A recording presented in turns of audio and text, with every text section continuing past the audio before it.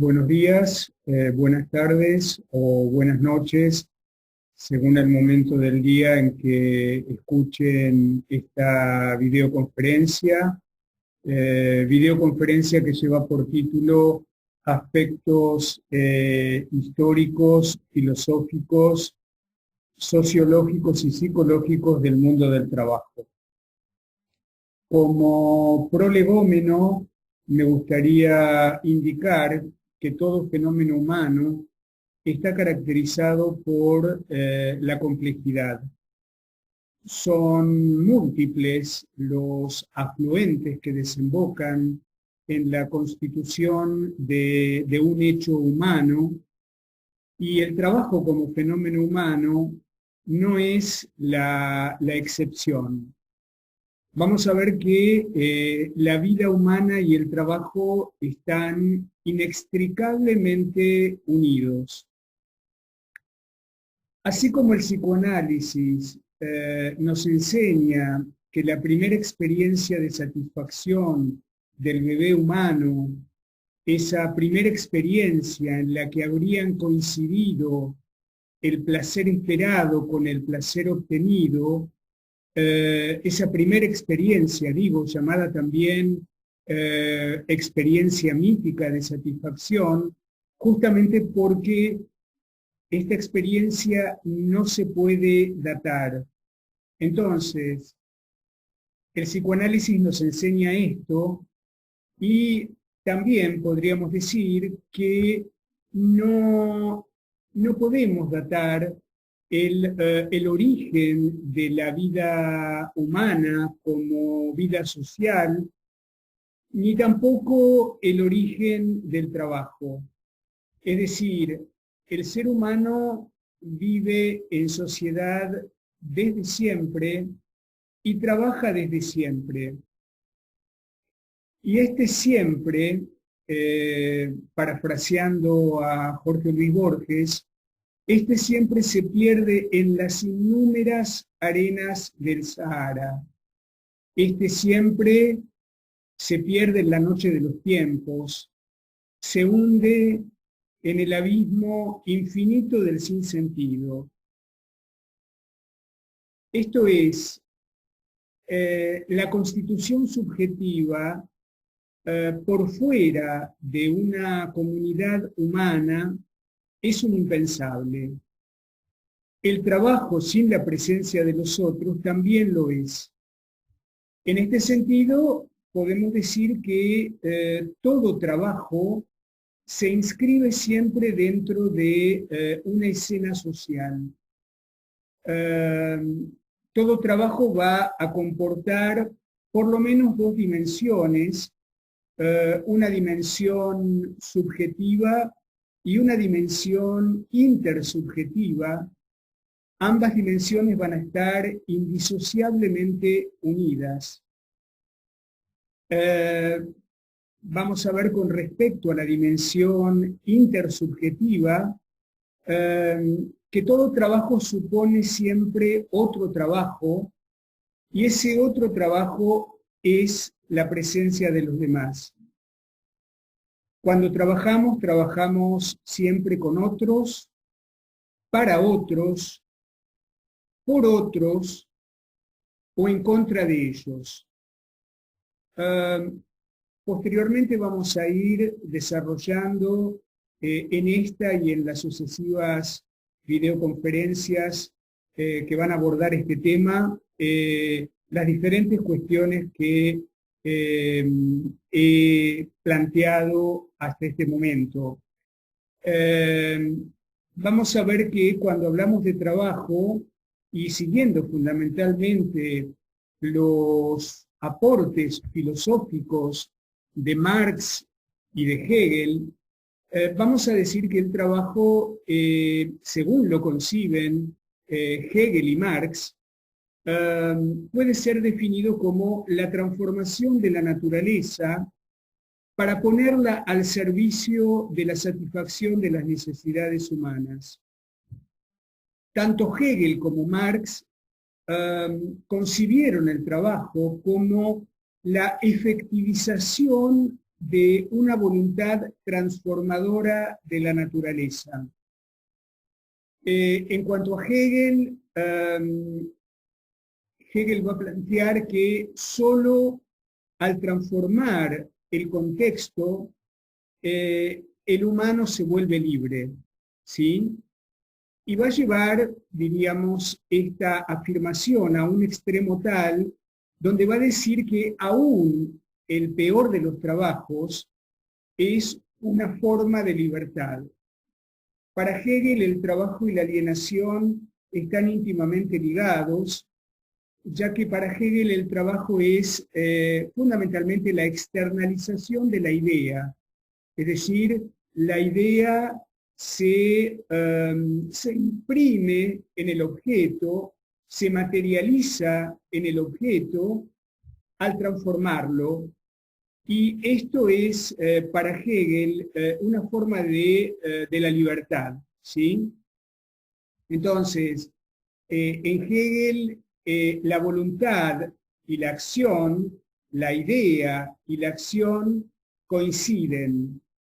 Acá va a haber una diferencia con Marx, si bien Marx va a estar de acuerdo con que el trabajo es, diríamos, la materialización de una idea, ¿sí? En esto hay una diferencia entre el trabajo humano y el trabajo animal, ¿sí? Marx justamente da un símil, que es el símil de la abeja y el arquitecto, donde él dice que el peor de los arquitectos, el trabajo del peor de los arquitectos es siempre mejor que el trabajo de la abeja. El trabajo de la abeja, como todo trabajo animal, es un trabajo instintivo, un trabajo meramente mecánico, mientras que el trabajo humano está precedido por una idea que, como decíamos desde Hegel, esa idea, al imprimirse al objeto, diríamos, lo humaniza, ¿sí? Entonces, si bien Marx va a estar de acuerdo con Hegel en que el trabajo es la transformación de la naturaleza precedida por una voluntad humana transformadora, ¿sí? Va a haber en Marx una ruptura entre la voluntad y la acción. Es decir, al diferenciar Marx entre lo que es el trabajo libre y lo que es el trabajo alienado, él va a plantear que en el trabajo alienado, esa unión entre voluntad y acción quedan separadas, ¿sí? Se produce una ruptura ahí, donde la voluntad queda en un extremo y la acción queda en el otro. Podríamos decir, la voluntad, el proyecto, queda del lado del capitalista y la acción queda del lado del obrero. Es por esto, va a decir Marx, que el obrero se siente enajenado en el trabajo, ¿sí? Se siente en sí fuera del trabajo y fuera de sí en el trabajo. Entonces, podríamos dar una definición de trabajo diciendo que el trabajo es el gasto de energía psicofísica con el objetivo de transformar la naturaleza para producir los bienes y servicios necesarios para la satisfacción de las necesidades humanas. Entonces, en este esbozo de definiciones con respecto al trabajo, el trabajo tiene que ver entonces con la transformación de la naturaleza, lo que podríamos decir también la transformación del objeto, ¿sí? Imprimiéndole en el objeto esa idea que precede a ese acto de transformación, tal como lo piensa Hegel, ¿sí? Entonces, el trabajo es la transformación del objectum, ¿sí? ¿Esto qué quiere decir? Digamos que el objectum es aquello que se pone delante de mí. Ob, en latín, significa delante, y iectum significa arrojado. Es decir, el objectum o el objeto es aquello que está arrojado delante de mí, aquello que no depende de mí. Es decir, no depende de mí porque yo no lo puse ahí. Yo me encuentro con el objectum, ¿sí? Y el trabajo supone una voluntad transformadora, entonces, del objectum. Es decir, yo me encuentro con la montaña, me encuentro con el árbol, me encuentro con el trigo, diríamos, y eso está ahí y no fue puesto por mí ahí. Yo me encuentro con eso que no depende de mi voluntad, que no depende de mi decisión, es decir, no depende de mi decisión que yo me encuentre con la montaña, pero sí depende de mi decisión el querer atravesar la montaña sin subirla, por ejemplo, y hacer un túnel, ¿sí? Es decir, al hacer un túnel yo estoy transformando la roca de la montaña, ¿sí?, en aquello que me permite a mí atravesarla de la mejor manera posible, ¿sí? Lo mismo podríamos plantear con respecto al árbol. Yo me encuentro ahí con el árbol yo no lo puse ahí, el árbol no es producto de mi voluntad, pero sí depende de mi voluntad transformar el árbol, por ejemplo, en madera, la madera en cama, en mesa o en silla. Bueno, allí hay una transformación del árbol que sería el objectum, aquello que está por fuera de mí, que se pone delante de mí, y yo lo pongo a mi servicio transformándolo, ¿sí? Hago del árbol madera o hago del árbol leña para el fuego, ¿sí? Y ese acto de transformación del objectum es el trabajo, ¿sí? Es lo que nosotros podemos definir el trabajo, siguiendo a Hegel y a Marx,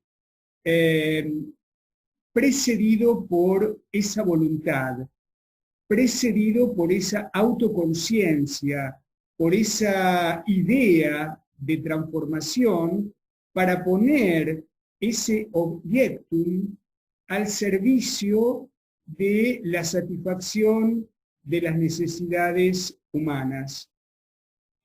Entonces, vamos a ver que la preocupación por la vida humana en relación al trabajo es una preocupación del mundo moderno. Es una preocupación que aparece, diríamos, a partir de la modernidad. En ese sentido, vamos a definir la modernidad, y esto tiene que ver con el aspecto histórico, ¿no?, que está en el título de la videoconferencia. Vamos a definir la modernidad como un proceso de complejización tecnológico, científico, económico, social, político y organizacional, ¿sí?, que en un sentido amplio podríamos decir se remonta a fines del siglo XV, y en un sentido estricto podríamos decir que, bueno, Europa se torna moderna entre los siglos XVIII y XIX, con el triunfo del capitalismo como modo de producción dominante, con la aparición de las democracias representativas en las repúblicas liberales y en las monarquías constitucionales, y con la aparición de un nuevo grupo social dominante, es decir, la presencia en ascenso, diríamos, dentro de la sociedad de lo que va a ser la burguesía.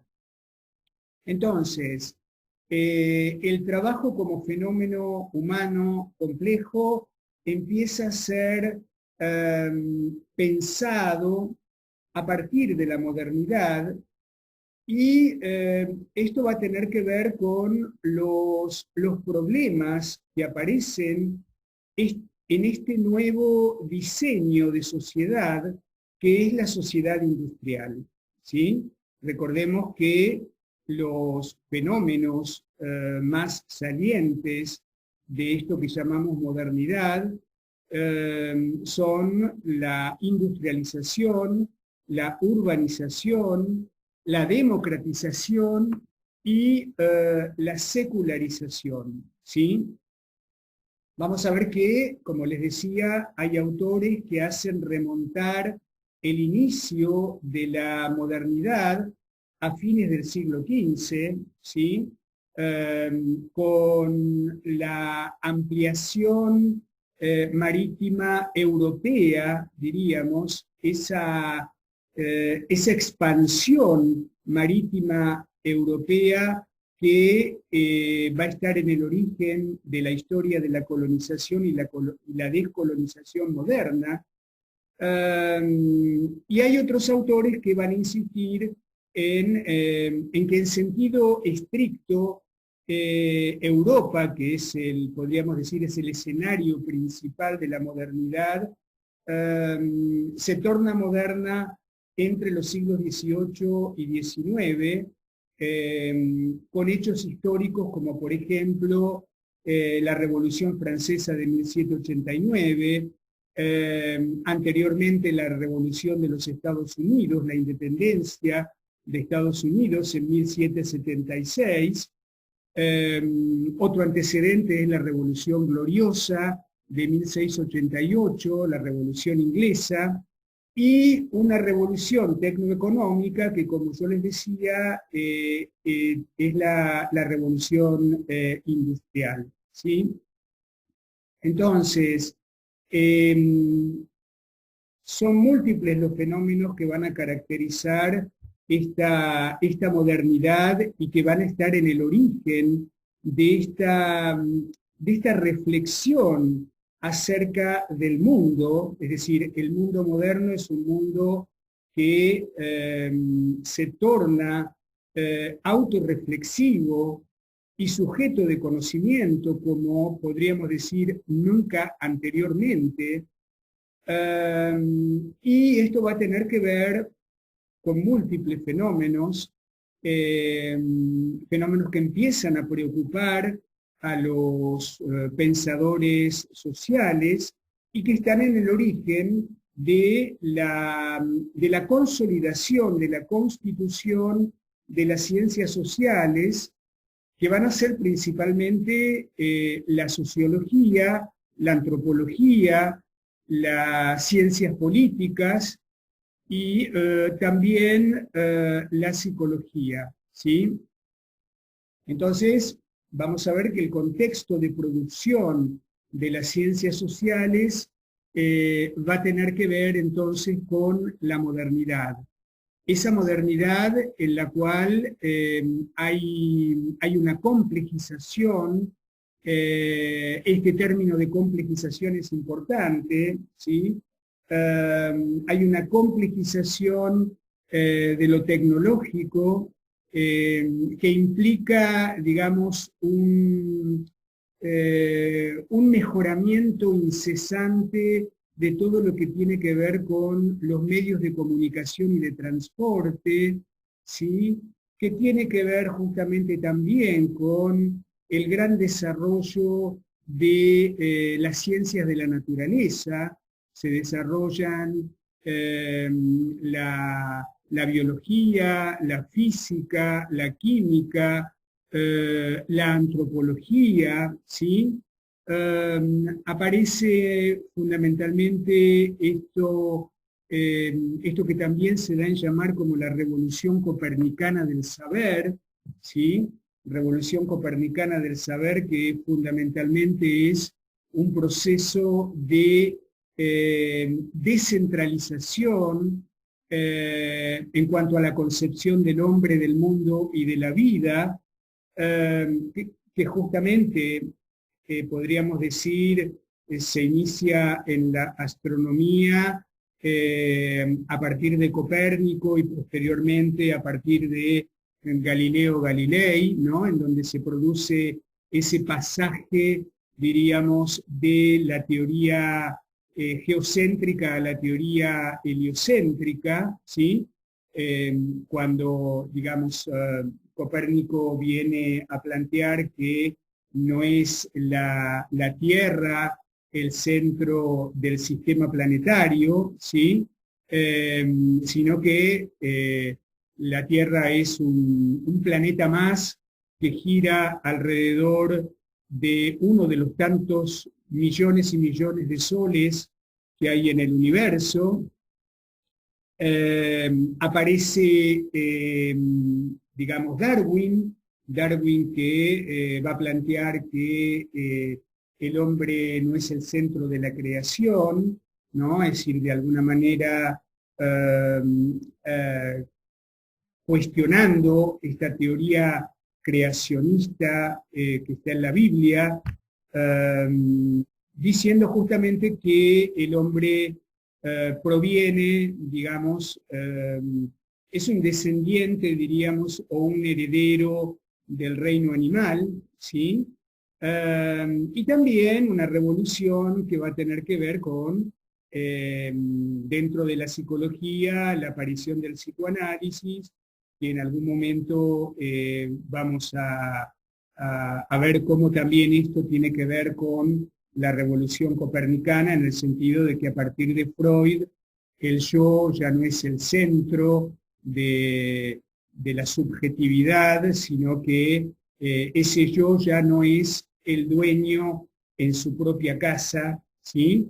Con la aparición de la tesis de la existencia de procesos anímicos inconscientes.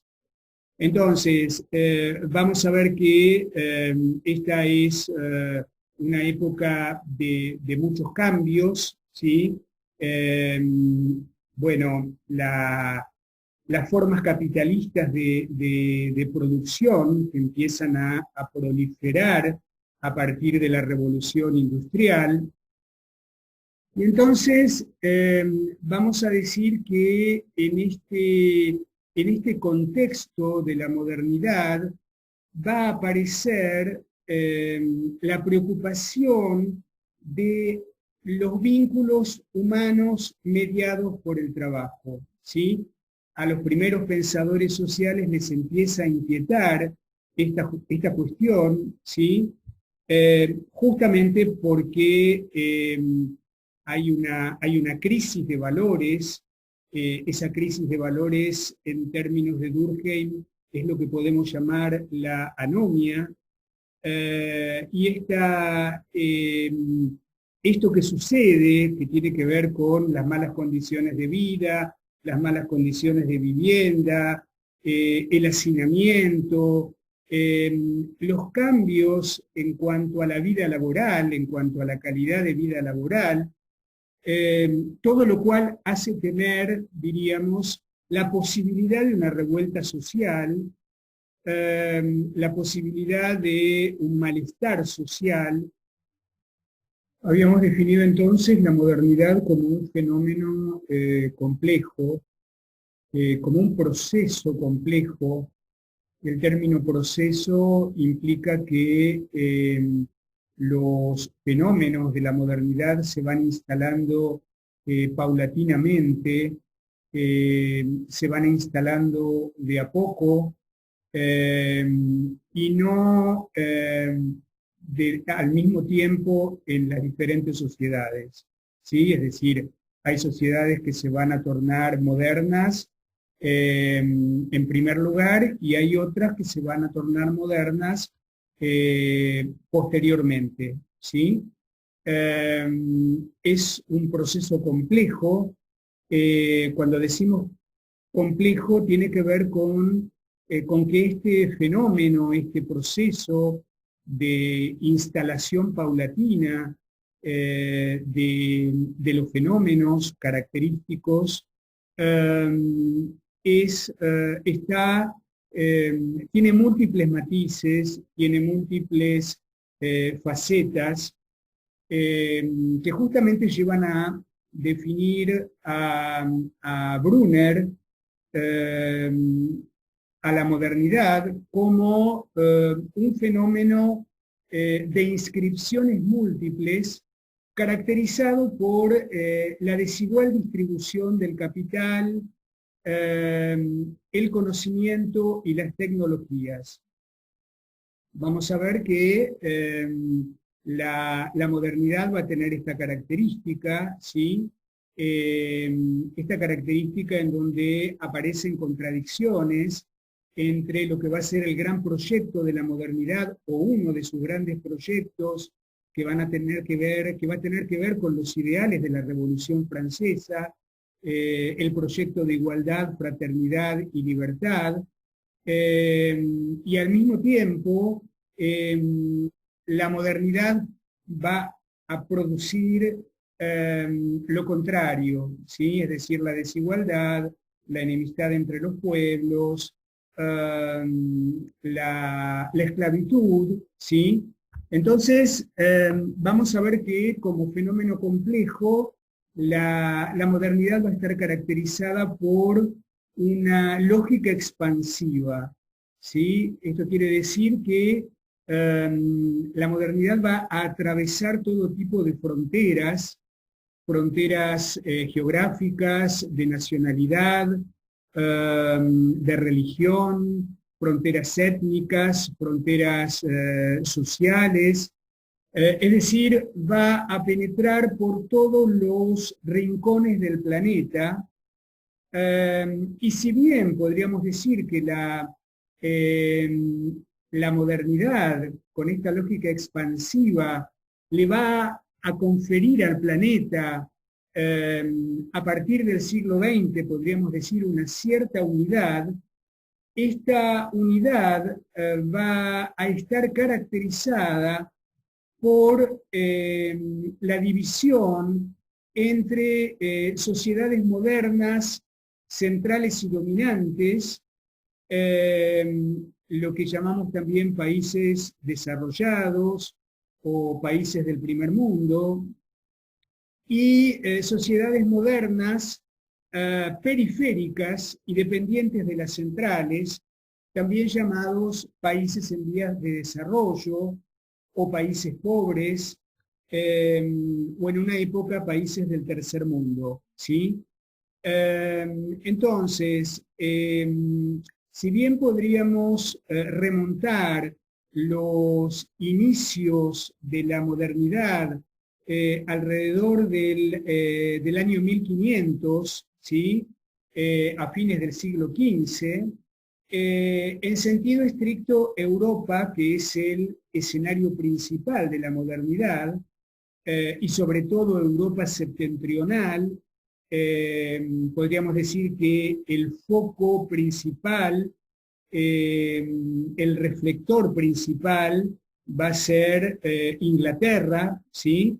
Es en Inglaterra que se va a producir la revolución industrial, y de ahí ese fenómeno se va a expandir por todo el planeta, ¿sí? Entonces, yo les decía que en sentido estricto, Europa se torna moderna entre los siglos XVIII y XIX, con el triunfo del capitalismo como modo de producción dominante, justamente consolidado a partir de la Revolución Industrial, con el advenimiento de las democracias representativas y con el sistema de dominación burgués.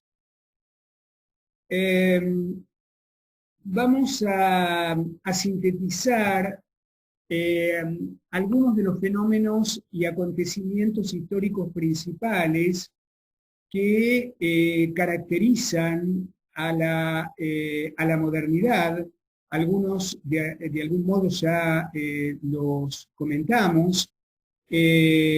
Por ejemplo, la ampliación del mundo conocido a través de la expansión marítima europea de fines del siglo XV, expansión que inicia la larga historia de la colonización y de la descolonización moderna, es decir, esos viajes que van más allá del Mediterráneo, como el mar conocido hasta ese momento, el Mare Nostrum, esos viajes de exploración, conquista, saqueo y exterminio en los territorios extraeuropeos, ¿sí? Otro fenómeno va a ser la innovación incesante de los medios de comunicación y de transporte, la aparición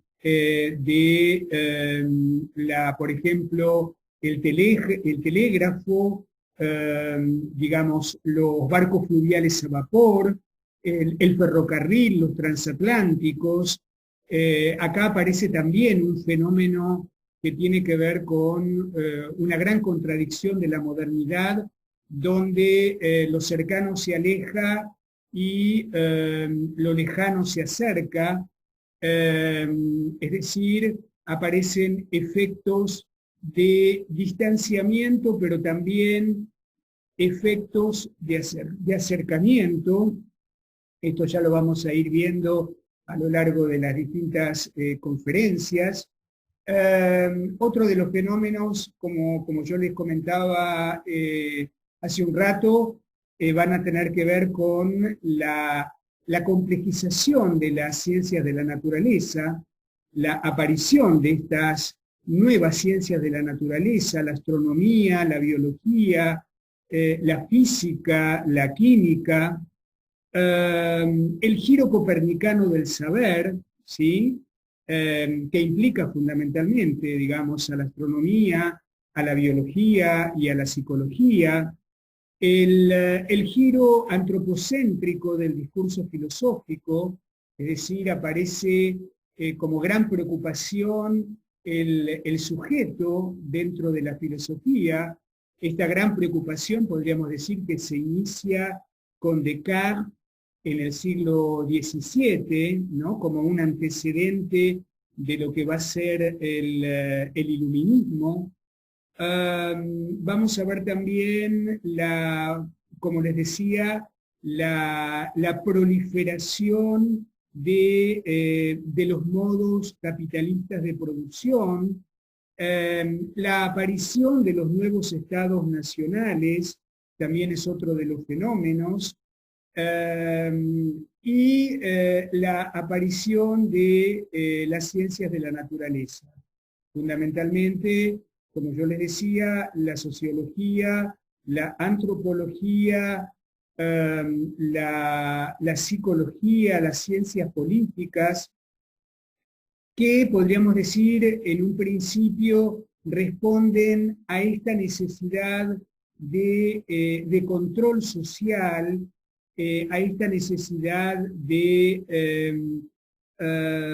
evitar la posibilidad de revueltas sociales, como en el caso de la sociología, ¿sí? En sus orígenes la sociología va a tener que ver un poco con esta preocupación, ¿no? La preocupación por el mal social, ¿sí? El obrero empieza a ser percibido como alguien peligroso, alguien que puede, digamos, poner en jaque a este nuevo diseño de sociedad, que es la sociedad industrial, y esto hace que aparezcan nuevos pensadores tratando de dar respuesta a este problema. En la antropología, podríamos decir, aparece la inquietud por conocer las nuevas culturas, ¿sí? Las culturas no europeas, esas culturas en su comienzo llamadas primitivas, y podríamos decir que este conocimiento tiene una intención también, si ustedes quieren, bastante espuria en sus comienzos, que es justamente tratar de conocer esa cultura para dominarla mejor, ¿sí? Para colonizarla mejor, la psicología, que también en sus comienzos va a tener, digamos, una intención de adaptar al ser humano a esta nueva sociedad que es la sociedad del capitalismo industrial, ¿sí? Todo esto lo vamos a ir viendo a lo largo de las diferentes conferencias. Esta conferencia es una introducción solamente, así que bueno, nos vemos en la próxima conferencia. Voy a finalizar esta y bueno, les doy la bienvenida a todos nuevamente y nos vemos la próxima.